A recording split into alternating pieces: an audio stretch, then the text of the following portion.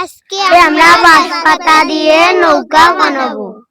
এখন আমরা সবাই মিলে নৌকা বানানো শুরু করলাম। আরো মজার মজার ভিডিও পেতে লাইক, ফলো, সাবস্ক্রাইব করুন। আমাদের সবার নৌকা বানানো শেষ। আমরা নৌকা পানিতে ছাড়বো। এখন সবাই পুকুরে নৌকা ছাড়বো।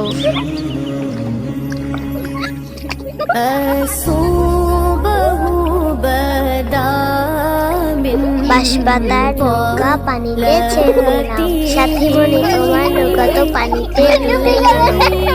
আমি ফার্স্ট, আমারটা অনেক দূরে গেছে।